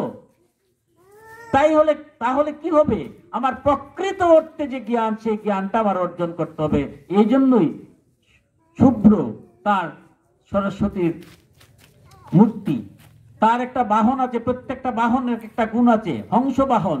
আর কোন বাহন নিয়ে হংস নিলেন কেন? হংস নেওয়ার অর্থ হচ্ছে রাজহংস। রাজহংসের একটা সবচেয়ে বড় বৈশিষ্ট্য হচ্ছে দুধ মিশ্রিত যদি জল থাকে তাহলে সে দুধটা গ্রহণ করে, জলটা গ্রহণ করে না। বিদ্যার্থীরা, শিক্ষার্থীরা জ্ঞান লাভ করবে, এই সংসারে ভালো মন্দ দুইটি আছে, সুতরাং কোনো খারাপ জ্ঞান করবে না। দুধ মিশ্রিত জল আছে, সেখান থেকে দুধটা শুধু গ্রহণ করতে হবে। তাই জগতের যাতে কল্যাণ হয়, জগতের যাতে মঙ্গল হয়, সেই জ্ঞানটা দিয়ে যেন আমি কাজ করি, কোনো মানুষের ক্ষতি করি না যেন। কারণ ভগবান প্রত্যেকটা মানুষের মধ্যে আছেন, প্রতিটা জীবের মধ্যে আছেন, আমার দ্বারা যেন কেউ ক্ষতিগ্রস্ত হয় না, আমি যেন সেই জ্ঞানে জ্ঞানী হই। তাই সরস্বতী পূজার দিন আমাদের সনাতন ধর্মে বলছে শিক্ষার্থীরা পূজা করবে, কিন্তু ওই দিন কোনো লেখাপড়া করা যাবে না। আজকে কিন্তু লেখাপড়া নিষেধ। কেন নিষেধ? মার আরাধনা করছে, সেটাও কিন্তু আমাদের সনাতন শাস্ত্রে উল্লেখ করে দিয়েছে। বলছে স্ত্রী পঞ্চমং লিখেই নেই শ্রদ্ধায়ানঙ্কদাচন বাণীকু উপমাপ্লুতি লিখনে পঠতি হপিচ। শ্রী পঞ্চমী তিথিতে কখনো কিছু লিখারও লিখবেও না, এবং ওই তিথিতে কিন্তু কিছু করবেও না। তাহলে লেখাপড়া এই দিন বন্ধ থাকবে। এই কারণেই মাকে আমরা আরাধনা করছি, মাকে আরাধনা করছি, মাকে ডাকছি, মায়ের পূজা করছি। মা যাতে আমাদের কৃপা করে বিদ্যা দেন, জ্ঞান দেন, এবং সেই জ্ঞানের মধ্য দিয়ে যেন আমি জীবনটাকে সেইভাবে গড়ে তুলতে পারি। কিন্তু অত্যন্ত দুর্ভাগ্য ও দুঃখের বিষয়, আমি সেই দুঃখের বিষয়গুলো নিয়েই আমি আমার বক্তব্য শেষ করে দেব। আমরা সনাতন ধর্মে আজ পূজা পার্বণ করছি, কিন্তু কতটুকু কিভাবে করছি আমার খুব ভালো লাগছে, এই কারণেই কথাগুলা বলতাম না, কিন্তু আমার মনে যখন আসলো বলি, আমার এসেই খুব ভালো লাগছে। আমি আগেই বলছি এসেই যে আজকে আপনারা ধ্যান মতো মা সরস্বতীর পূজা করছেন, বিশাল ভাবে। যাক, এই যে কি বলে এখন ডিজে, আপনার এখানে ডিজে নাই, অবশ্য আমরা মাইকের প্রয়োজন আছে, আপনারা সাউন্ড স্পিকার আনছেন, একটা গেটের প্রয়োজন আছে, তাও করছেন। যেটুকুই করার প্রয়োজন সেটুকুই করছেন। দেখলাম এসে আপনারা প্রসাদ খাওয়াচ্ছেন, অর্থাৎ শাস্ত্রীয় যে বিধি, যে বিধান, সেই অনুসারে আপনারা যতটুকু পাচ্ছেন করছেন। আমার খুব ভালো লাগছে। আমরা সর্বত্রই গীতা পাঠ হয়, তাই গীতা দিয়ে আমার শেষ করব আমরা বর্তমান অবস্থার প্রেক্ষাপট। গীতার ষোড়শ অধ্যায়ের 23 এবং 24 নম্বর শ্লোকে ভগবান শ্রীকৃষ্ণ অর্জুনকে উপদেশার্থে বিশ্ববাসীকে বলছেন, যো শাস্ত্রবিধিমুৎসৃজ্য বর্ততে কামকারতঃ নো সো সিদ্ধিমুপাপ্লুতি নো সুখম নো পরাম গতিম তস্মাৎ শাস্ত্রম প্রমাণমতে কার্যকার্য ব্যবস্থিতৌ গত্বা শাস্ত্রবিধানক্তম কর্ম কর্তব্যস্যে। যে ব্যক্তি শাস্ত্রবিধি ত্যাগ করে স্বেচ্ছাচারী হয়ে কর্মে প্রবৃত্ত হয়, সে সিদ্ধি লাভ করতে পারে না, তার শান্তি সুখ হয় না, মুখ্য লাভ হয় না। অতএব কর্তব্য নির্ধারণে শাস্ত্রই প্রমাণ। সুতরাং তুমি শাস্ত্রোক্ত ব্যবস্থা জানিয়া যথাধিকার কর্ম করিতে প্রবৃত্ত হও। ভগবান পরিষ্কার বলছেন, শাস্ত্রবিধি লঙ্ঘন করিয়া কোনো কার্য করিলে ইহকালেও শান্তি নাই, পরকালেও মুক্ত নাই। অতএব হে অর্জুন, তুমি শাস্ত্র জানো এবং শাস্ত্র অনুযায়ী, বিধি অনুযায়ী তুমি কার্য করো। অতএব কার্য করলেই যে আমি মুক্তি লাভ করবো। আমরা 84 লক্ষ জুড়ি পরিভ্রমণ করি কর্মের কারণে। কারণ সৎ কর্ম যদি না করি, ভগবানের যদি কৃপা না হয়, তাহলে হয়তো মনুষ্য জন্ম হবে না, আমরা হয়তো আগামীতে পশু জন্ম যাব। আমার সনাতন ধর্ম তাই বলছে। তাই কর্ম যারা সৎ কার্য করে না, তারা তো নরকেই যাবে। আবার যারা সৎ কার্য করেও শাস্ত্রবিধি লঙ্ঘন করিয়া করে, তারারও মুক্তি নাই। সেই বিষয়ে সনাতন শাস্ত্রে কি বলছে? গীতার 2য় অধ্যায়ের 47 নম্বর শ্লোকে বলছেন, কর্মণ্যেবাধিকারস্তে মা ফলেষু কদাচন মা কর্মফল হেতুর ভূমাতে সঙ্গ অস্ত্র কর্মণি। কর্মেই তোমার অধিকার, কর্মফলে নয়। ফল আশা ত্যাগ করো, কর্ম যেন নয়। সমস্ত কর্ম করব, কিন্তু সেই কর্মটা যেন নিষ্কাম ভাবে হয়। আজকে সরস্বতী পূজা আমরা করছি নিষ্কাম ভাবে, যে আমারে শুদ্ধ জ্ঞান দাও। বিশুদ্ধ কেন বলছি? কারণ মানুষের ক্ষতি করার নাম এই জ্ঞান নয়। আমাকে সেই জ্ঞান দাও যে জ্ঞান দিয়ে আমি কর্তব্য কোনটা সেটা জানি, কর্তব্য কোনটা বুঝি। আজ সনাতন ধর্মে বড় দুঃখ হয়। আজ লেখাপড়ায় আমরা ছেলে মেয়েরা সবাই শিক্ষিত হয়েছে। আমার মা তো শিক্ষিত ছিলেন না, আমার বাবা তো শিক্ষিত ছিলেন না। আজ আমরা অনেক শিক্ষিত হয়েছি না? আজ থেকে আমার মা তার শাশুড়ির সেবা যতটুকু দিয়েছিলেন, আমার বউকে সেটুকু দেয়। আমি ক্ষমা চেয়ে নিচ্ছি। আমি আমার ব্যক্তিগত কথা বলছি, কার উপরে কথা বলছি না। অনেকেই করছেন, কিন্তু অনেক ক্ষেত্রেই কিন্তু হচ্ছে না। সনাতন ধর্মে একটা বিধান ছিল যে সন্তানরা কখনো তার মা বাবাকে বৃদ্ধ বয়সে ফেলে দেয় না। আমরা কি আজ জোর করে বলতে পারি যে সনাতন ধর্মে সবাই মা বাবা খাওয়াচ্ছে? অনেকেই খাওয়াচ্ছে, কিন্তু এটা ব্যত্যয় ঘটছে। অধিকাংশ ক্ষেত্রে দেখা যায় দুর্ভাগ্য। আমি অনেক বড় শিক্ষিত, মাস্টার ডিগ্রি পাস, আমি প্রফেসর, আমি ইঞ্জিনিয়ার, আমি ডাক্তার, আমি অনেক বড় ব্যবসায়ী। আমার স্ত্রীর জায়গা হয় আমার সাথে, আমার পুত্র কন্যার জায়গা হয় না শুধু আমার ওই জন্মদাতা মা আর বাবার, তাদের জায়গা আমার হয় না। আমি জ্ঞানী, আমি শিক্ষিত, আমি ছলে বলে কলে কৌশলে মা বাবাকে দূরে সরিয়ে রাখিয়ে আমি আমার নিজের স্ত্রী পুত্র নিয়ে আনন্দ করার জন্য ব্যস্ত হই। একটাবার ভাবি না আমিও তো একদিন বৃদ্ধ হব, আমার ছেলে মেয়েও তো তাই করবে। এই কি আমার শিক্ষা? এই কি আমার জ্ঞান? এর জন্য কি আমি সরস্বতী পূজা করব? আমার সনাতন শাস্ত্রে বলছে, পিতা স্বর্গ, পিতা ধর্ম, পিতা হি পরমম তপ, পিতরি প্রীতিমা পণ্যে প্রিয়ন্তে সর্বদেবতা। আমার জ্ঞান তো হচ্ছে সেটা। পিতা স্বর্গ, পিতা ধর্ম। পিতা যদি খুশি হন, দেবতাও খুশি হবেন। পিতা খুশি অসন্তুষ্ট হন, দেবতাও অসন্তুষ্ট হবেন। তাই আমি যত যাগযজ্ঞ পূজা পার্বণ করি, আমার মা বাবার অনুমতি ছাড়া সনাতন ধর্ম বলতে কোনো যজ্ঞ হবে না। এমনকি গুরু দীক্ষা জন্য নিতে হয়। আজকে আমরা যার যেভাবে ইচ্ছা সেভাবেই কথা বলি, কারণ শাস্ত্র দরকার নাই। আমাকে ক্ষমা করবেন, আমরা গুরুরাও আজ ব্যবসায় পরিণত হয়েছি, পুরোহিতরা সেটাও ব্যবসায়ী, সব যে জায়গায় যাচ্ছি আমার ব্যবসা ঠিক থাকলেই হলো। দুঃখ হয়, ব্যবসার কথা আমি বলছি এই কারণেই, জীবিকা নির্বাহের জন্য সবার দরকার, টাকার প্রয়োজন, কিন্তু শাস্ত্র বিহিত নয়। গুরু যখন আমি দীক্ষাতে আসে আমার বলতে হয়, আমার শাস্ত্রে বলছে মা বাবার অনুমতি নিয়ে আসো। মা বাবার অনুমতি নিম্ন গুরুও মন্ত্র দিতে পারেন না, কারণ মা বাবা হচ্ছেন মহাগুরু। গুরুর সেবা করলে গুরু বলতে হবে যে তোমার মা বাবার পূজা করো নাকি, আগে তোমার মা বাবার সেবা করো, এরপরে আমার সেবা করো। পুরোহিতে যখন পূজা করেন, আমার সনাতন শাস্ত্রে বলছে যতদিন মা বাবা জীবিত থাকবেন ততদিন তোমার নামে পূজা হবে না, মা বাবার নামে পূজা হবে। মা বাবার পূজা ভিন্ন কোনো যজ্ঞই হবে না। এইগুলো আমার বলতে হবে, সেটার নামে হচ্ছে জ্ঞান। তাই পিতা যদি সন্তুষ্ট না হন, জগতের যত পূজা করি কোনো পূজায় কাজ হবে না। আমার মা সম্পর্কে কি বলেছেন, এই যে আমরা দেহখানা পেলাম, এই দেহখানা কার? এখানে অনেক হয়তো ডাক্তার আছেন, বিজ্ঞানী আছেন, বিজ্ঞানীরা সেটাই স্বীকার করছে। আমার সনাতন ধর্মে যেটা হাজার হাজার বছর আগে বলছে, মায়ের রক্ত, মায়ের মাংস, মায়ের অস্থি দিয়ে আমার এই দেহখানা তৈরি। আমার দেহখানা তৈরি মা করেছেন বিধেই তো আমার পরম ব্রহ্ম আমার মধ্যে এসে অবস্থান করছেন, না হলে কি পারতেন? তাই মা সম্পর্কে আমার কি বলছে, 10 মাস 10 দিন যে মা এত কষ্ট স্বীকার করে আমার জন্ম দিয়েছেন, এই পৃথিবীতে আমি আসতে পারলাম, নাহলে তো আসতেই পারতাম না, এই নয়ন দিয়ে কিছু দেখতে পারতাম না।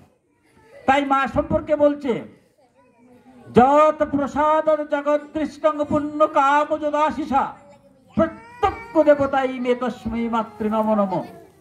যার প্রসাদে, যার কৃপায় আমি এই পৃথিবীতে দেখতে পেলাম, সেই প্রত্যক্ষ মাকে আমি প্রণাম করি।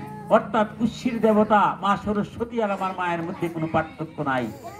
আমি সন্তান হিসাবে আমার মাই সরস্বতী, মায়ের সেবার করলেই আমার সরস্বতীর সেবা হয়। মার সেবা না করে যদি সরস্বতীর সেবা করি তো সরস্বতী সেই পূজা নেবেন না। এটা আমার সনাতন ধর্মে পরিষ্কার বলেছে। এই মা বাবার মধ্যে দুইজন মহাগুরু, দুইজনই মহাগুরু, মা আর বাবা। সনাতন শাস্ত্রে বলছে মনুসংহিতায়, সময় স্বল্পতা তো যাচ্ছে নাকি, মধুর ব্যাখ্যা দিয়েছে, সেই মা বাবার মধ্যে আবার মায়ের স্থান বাবার উপরে। আমরা তো তারপরও বলি যে কে বড়, মা বাবা না বড়, সেই ব্যাখ্যাও দিয়েছেন। পিতার সহস্র গুণ উপরে মায়ের স্থান, কারণ মা 10 মাস 10 দিন সেই গর্ভধারণ করে কত দুঃখ কষ্ট যন্ত্রণা দিয়ে আমার এই জন্ম দিয়েছেন। তাই পিতারও দুইজনে মহাগুরু, তবে পিতারও সহস্র গুণ উপরে আমার মায়ের স্থান। এই কারণে আমরা বলি মা বাবা। মাকে সম্মান দিতে গিয়ে আমরা বলি দুর্গা শিব, শক্তি আগে, লক্ষ্মী নারায়ণ, রাধা কৃষ্ণ, শক্তিকে মাকে আগে দিতে হয়। আমরা অষ্টমী দিন আদ্যা শক্তি, একটা মেয়েকে বসিয়ে পূজা করি, আদ্যা শক্তি, মাকে সম্মান দিতে, যাতে প্রতিটি মাতৃজাতিকে যাতে সম্মান দেই। মাতৃবৎ পরদারেষু, পরের স্ত্রী মায়ের মতো প্রত্যেকটি নারী জাতির কাছে আমার মা আছেন। এই শ্রদ্ধা জ্ঞানে সনাতন ধর্ম বলছে প্রত্যেকটা মেয়েকে আমরা পূজা করি, সম্মান করি। কিন্তু যদি আমি মা বাবার সেবা না করি, ত্রিকালদর্শী লোকনাথ ব্রহ্মচারী মধুর ভাবে বলছেন, আমরা যজ্ঞ করি, আজকে তো যজ্ঞ হয়েছে আপনাদের দেখেছেন, যজ্ঞের শেষে কি হয়, আগুন যখন ধাউ ধাউ করে তখন ঘি ডালা হয়, আগুনটা আরো ধাউ ধাউ করে, ঠিক না? তখন কি হয়, আপনারা পুণ্যাহুতি দেন, নারকেল দেন অথবা কলা দেন।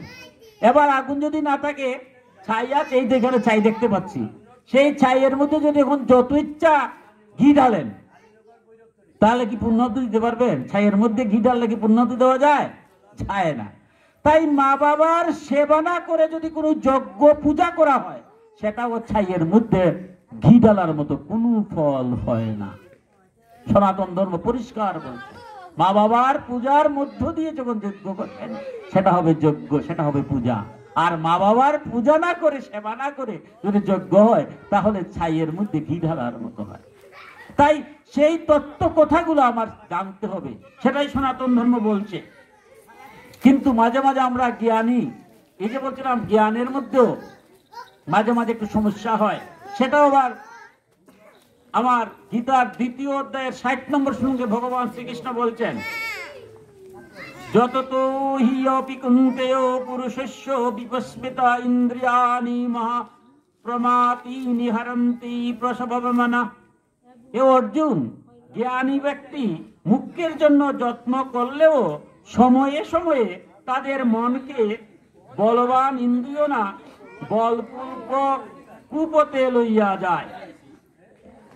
অর্জুনকে বলছেন যে দেখো, যারা জ্ঞানী, এই যে আজকে সরস্বতী পূজা হচ্ছে বা দুর্গা পূজা হচ্ছে, আমি আজ যারা ভক্ত তাদের উদ্দেশ্যে বলছি। দুর্গা পূজা হচ্ছে, সরস্বতী পূজা হচ্ছে, বিভিন্ন পূজা পার্বণ যারা করছে এরা তো জ্ঞানী। জ্ঞান না থাকলে তো আর পূজা হতো না। কিন্তু ভগবান কি বলছেন, হে অর্জুন, জ্ঞানী ব্যক্তি মুখ্য লাভের জন্য যত্ন। কেন আমরা আজকে পূজা পার্বণ করছি? মুখ্য লাভ, অর্থাৎ ধর্ম অর্থ কাম মুখ্য। মানব জীবনে আমার ধর্মের প্রথম প্রয়োজন। এই যে বিদ্যার্থীরা জ্ঞান অর্জন করছে, জ্ঞান অর্জন করার পরে একটা পর্যায়ে কি হবে? গারস্থ আশ্রমও যাবে। গারস্থ আশ্রম থেকে তারা কি হবে? বানপ্রস্থে যাবে। এরপরে সন্ন্যাস, অর্থাৎ নিষ্কাম ভাবে কেটে জীবন থেকে আমরা মুক্তি লাভ করব। সেটা তোমার মুখ্যস্মা আমি মা আসুচ, মুখ্য লাভ হবে। কিন্তু এই যে জ্ঞানী যারা ভগবানের নাম গুণকীর্তন করছে, তাদের মধ্যে মাঝে মাঝে কি হয়? যত্ন করলে হয় বলবান ইন্দ্রিয়রা বলপূর্বক তাদেরকে কুপথে নিয়ে যায়। আজকের যে অবস্থাটা, সেই ভগবান শ্রীকৃষ্ণের মতে আমরা আজ কুপথে চলে গেলাম। কথাটা বলবেন কেন? তাহলে একটা শ্লোক বলি।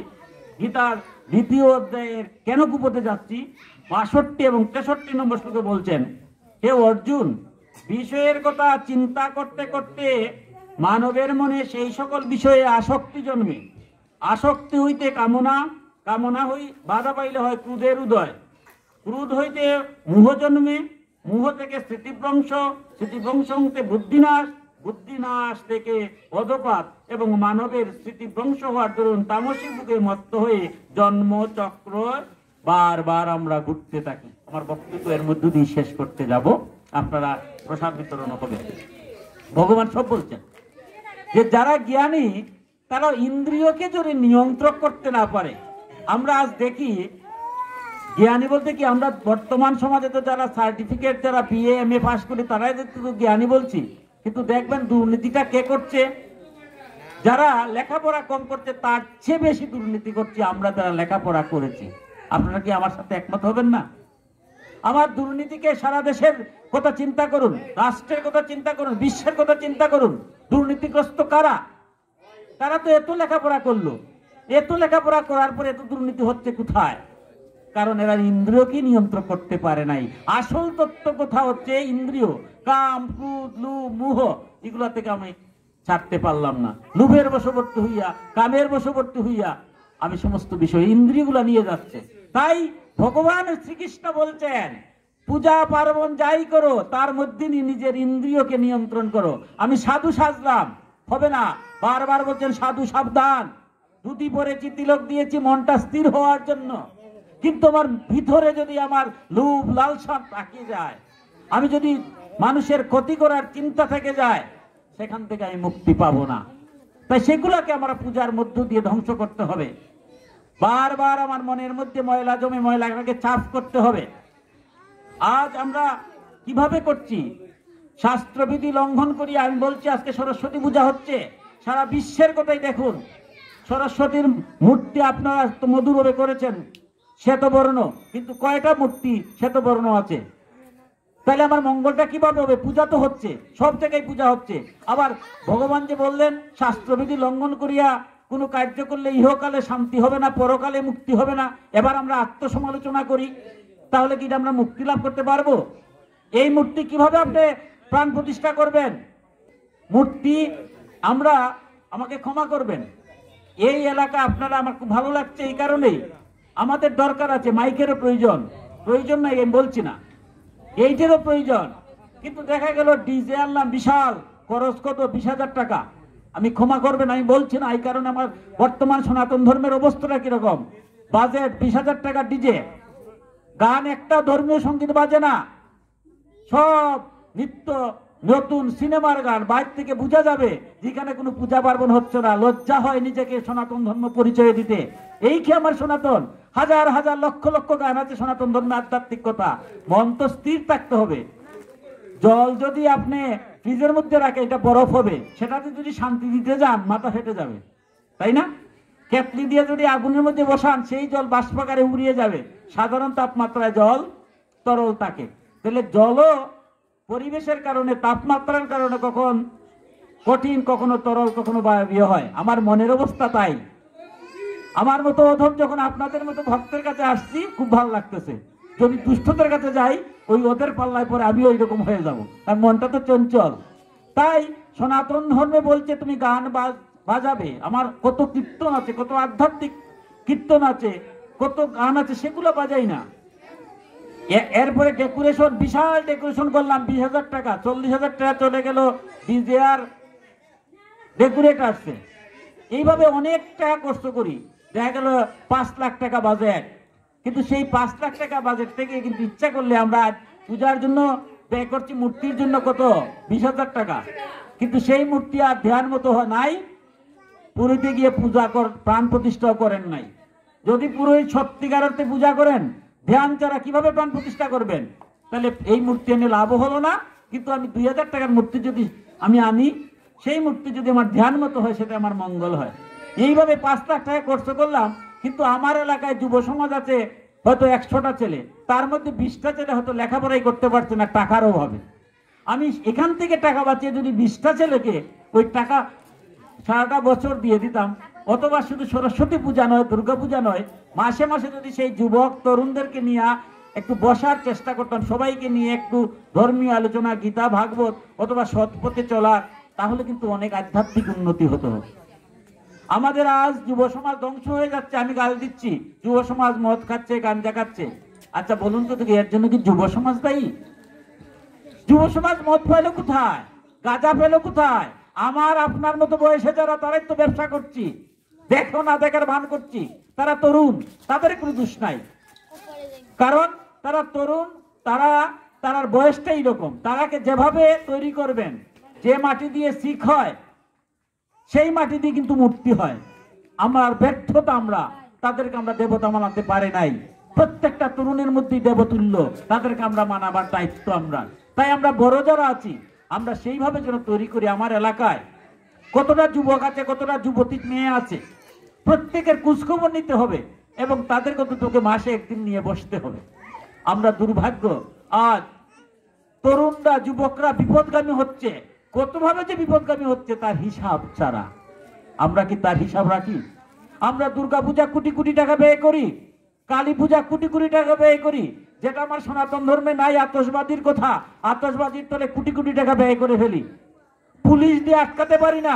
কেন পারি না? কারণ আমরা ধর্ম থেকে চ্যুত হয়েছি। আর এত টাকা কষ্ট করি, আর আমার এলাকায় দেখবেন 5-7টা ছেলে মেয়ে বিপদগামী অবনত হচ্ছে, সেই দিকে আমার খেয়ালই নাই। এটার নাম কি আমার ধর্ম? এটার নাম কি আমার পূজা? সনাতন ধর্ম বলছে সাত্বিক, তামসিক এবং রাজসিক 3 ভাবে পূজা হয়। আজ আমরা রাজসিক পূজা করি বিশাল ধুমধামের সাথে, রাজসিক পূজা ঠিক আছে। তামসিক যেটা পূজার অঙ্গ নয়, সেটাকেও আমরা পূজা মানিয়ে ফেলছি। কিন্তু সাত্বিক, সেখান থেকে আমরা ধীরে ধীরে সরে যাচ্ছি। তাই আপনাদের কাছে বিনম্র অনুরোধ, আমার খুব ভালো লেগেছে বিদ্যার্থী যুব সংঘের যারা শিক্ষার্থীরা, আমি জানলাম অনেক শিক্ষার্থীরা এখানে আছেন। আপনারা সবাই শিক্ষার্থী। এর মধ্যে আমার একজন ছাত্র দেখলাম, অনেক ছাত্ররাও আছে আমার এখানে পার্টস কলেজে, ভালো লাগলো। আপনারা যারাই আছেন এবং যারা এটার পৃষ্ঠপোষকতা করছেন, সবার কাছে অনুরোধ, আপনারা অত্যন্ত মধুর লাগলে তামসিকতা বাদ দিয়ে, রাজসিকতা বাদ দিয়ে সাত্বিক ভাবে পূজা করেন। টাকার কিছু টাকা অন্তত বাঁচাবার চেষ্টা করুন, ফান্ড করতে হবে। টাকা এটা ঠিক আছে, আমার কাছে গেলে সরস্বতী পূজা ছাড়া গেলে আমিও আপনাকে চান্দা দেব না। যাই হোক, একটা সুযোগে টাকা আদায় হবে, আদায় করবো প্রচুর টাকা, সমস্যা নাই। কিন্তু খরচ করার সময় অযথা ব্যয় করবো না। ওই টাকাটা রেখে আপনার এলাকায় কতটা ছেলে মেয়ে আছে, অন্তত পক্ষে আমরা তো বয়স যখন 40-এর ঊর্ধ্ব হয়ে যায়, তখন একটু খারাপ হওয়ার চিন্তা কম থাকে। বেশিরভাগ ক্ষেত্রে 40 বছরের নিচেই বাচ্চারা কুপোতে যায়। তাদেরকে সবার নিয়ে তাদের ডাটা এন্ট্রি করেন, তাদেরকে নিয়ে মাস অন্তত একদিন বসেন, নিজেরা আলোচনা করেন। কে আমরা যদি সব একত্রিত হই, একটা ছেলে বা একটা মেয়ে কি বিপদগামী হতে পারবে? আমরা যদি সবাই সতর্ক হই। এর জন্য আমার অর্থেরও প্রয়োজন আছে, কিন্তু টাকাটা যদি এই পূজার অংশ থেকে যদি আমরা করি, শুধু একদিন সরস্বতী পূজা করলেই হবে না, 12 মাসে সরস্বতী পূজা করব। অসুবিধা কি? মা সরস্বতী কি প্রতি মাসে আসেন না? আসতে হবে। একটা দিন আমরা বসবো, কারণ ধর্মটা হচ্ছে সেটা। আমার পরিবার যদি সুন্দর হয়, আমার পরিবেশ যদি সুন্দর হয়, আমার রাষ্ট্র যদি সুন্দর হয় তবেই তোমার পূজা পার্বণ সব হবে। জ্ঞানটা ছড়িয়ে দিতে হবে। যখন মানুষ জ্ঞানী হবে তখন আর কুপোতে যাবে না। আমার তরুণ শিক্ষার্থীদের উদ্দেশ্যে আমি আর একটা ছোট্ট গল্প বলেই আমার বক্তব্য শেষ করবো, অনেক সময় নিয়ে গেছি।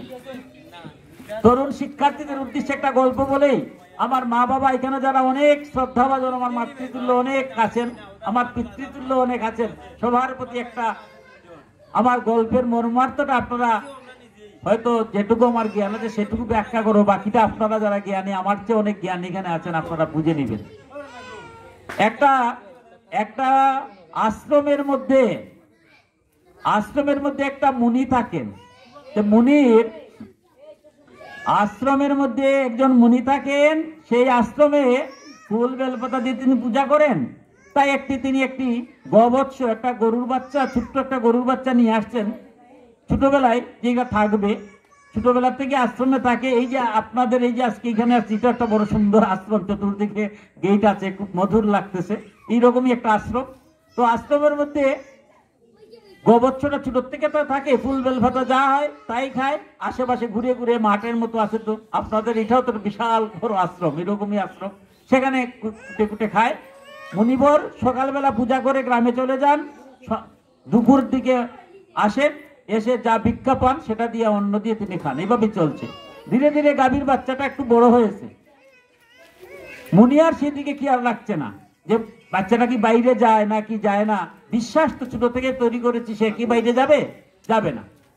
কিছুদিন বড় হওয়ার পরে কি হলো, আরেকটা গ্রামের আরেকটা গাভী সে কি করে ওই রাস্তা দিয়ে, আশ্রমের রাস্তা দিয়ে যায়। দেখেছে যখন ভিতরে আরেকটা গাভী, সে ভিতরে ঢুকেছে বলছে, তুমি এখানে কি করছো? চলো আমার সাথে, ওই সামনে হাওর আছে, হাওরে গিয়া কি কচি ধান সেটা খেলে কি হবে, অমৃত তুল্য, তুমি তো খাও নাই কখনো, আমার সাথে চলো। সে তখন বলছে, দেখো মুনি আমাকে এত বিশ্বাস করে আমার গলায় দড়ি দেয় নাই, এখনো দড়ি দেয় নাই, সুতরাং আমি যদি বাইরে যাই কত বড় কথা, আমি যাবো না। আর মানুষের ধান খাবো, এটা তো মানুষের ক্ষতি হবে, এটা তো উচিত না। তোমার উচিত অনুচিত বাদ দাও, অমৃত তুল্য জিনিস খাওয়া, তুমি যদি একদিন খাও তাহলে বুঝতে পারবে কি জিনিস, আসো আমার সাথে। সে আর যায় না। এইভাবে একদিন, 2 দিন, 3 দিন, 4 দিন খালি বুঝাইতে আছে। সে যায় আর বুঝায়। এই যে বুঝাইতে বুঝাইতে একদিন গিয়ে একটা ভালো বুদ্ধি দিল যে তোমার মুনি তো চলে গেছে, এখন বাজে কয়টা? 9টা। আসবে কটায়? 2টা। আমার সাথে এখন যাবে, 12টার ভিতরে চলে আসবে, মুনি তো টেরই পাবে না। দেখুন মানুষের মনটা যেরকম চেঞ্জ হয়, ঠিক সেই রকমই গাভী মনে মনে এবার ভাবছে, এটা তো খারাপ বুদ্ধি না, বন্ধু তো একটা ভালো বন্ধু, আসলে তো ঠিক, মুনি তো টেরই পাবে না।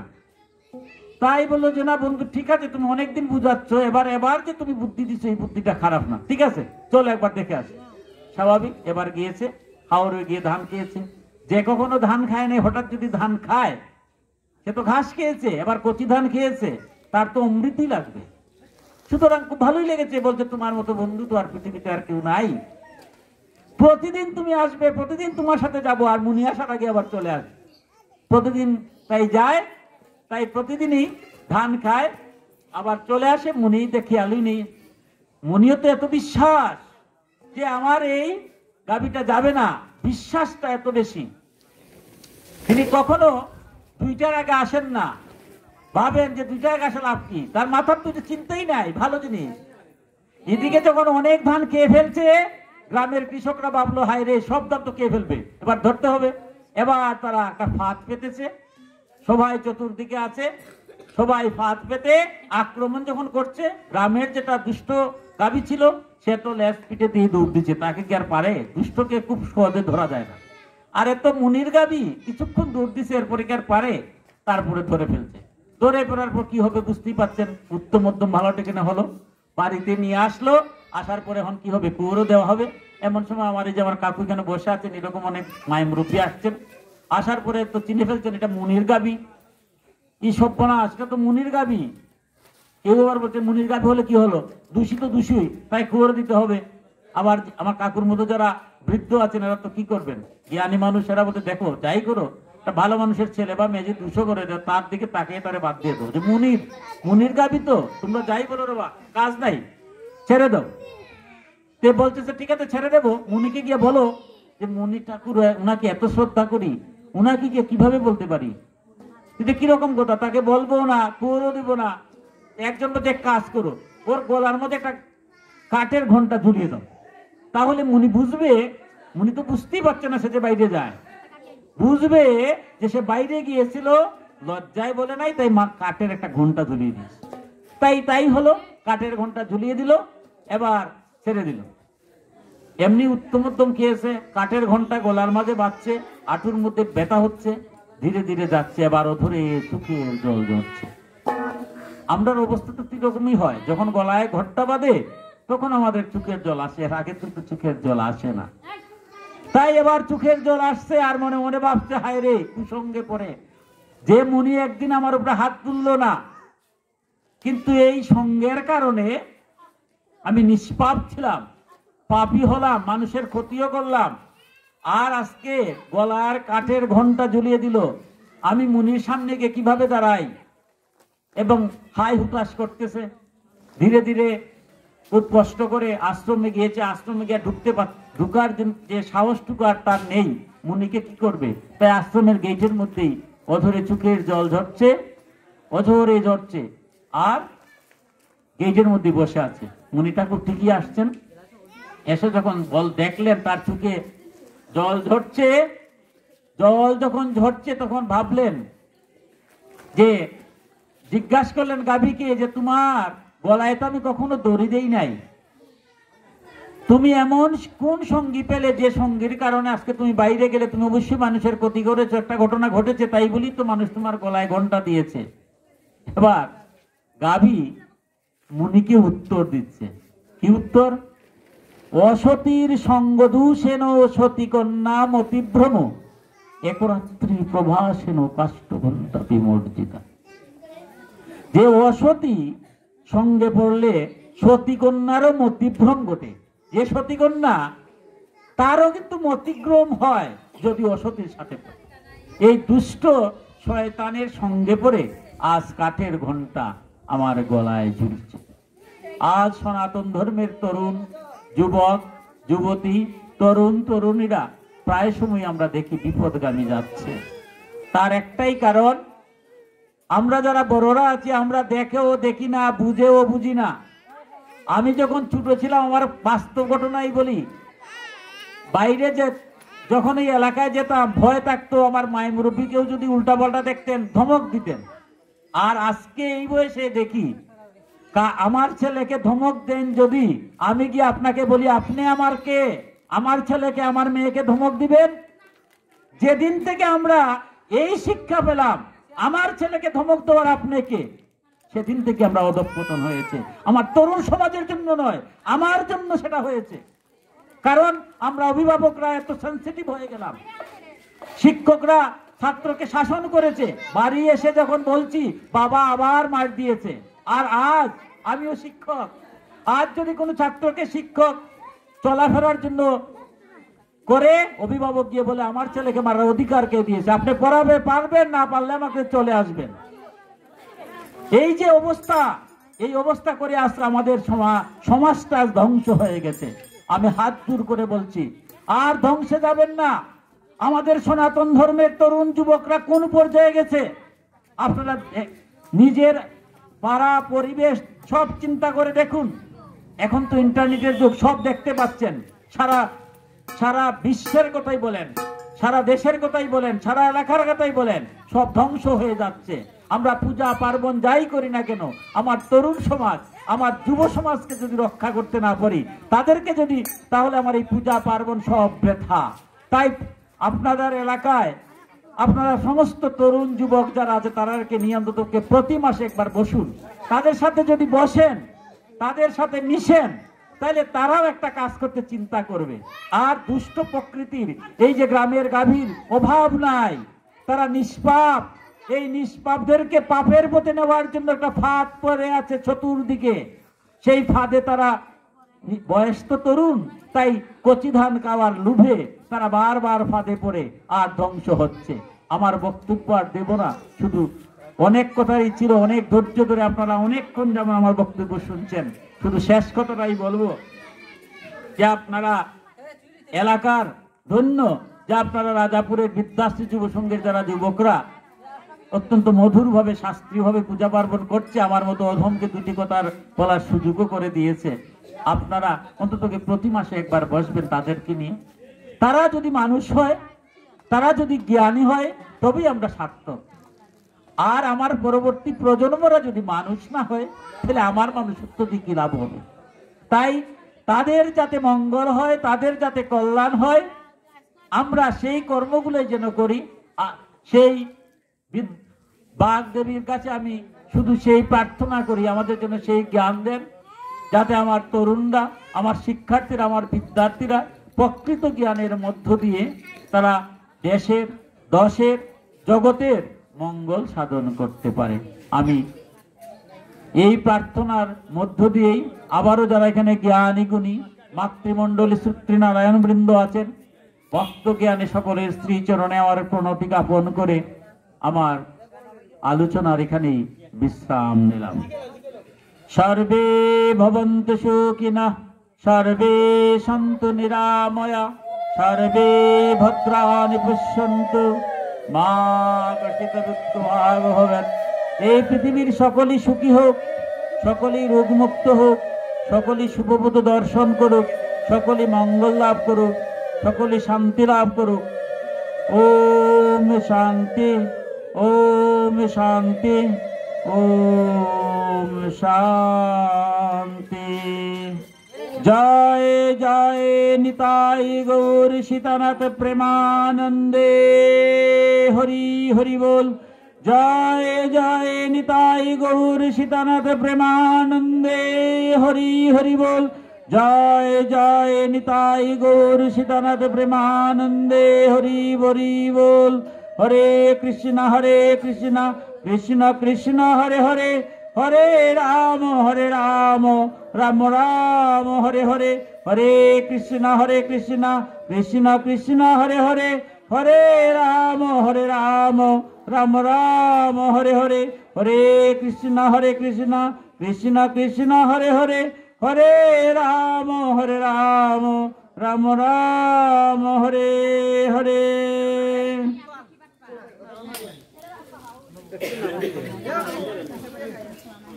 হয়ে গেল তারা বিদ্যুৎ শুরুই হল। আমার ভিডিওটা খুব সুন্দর। আমার ভিডিওটা খুব সুন্দর।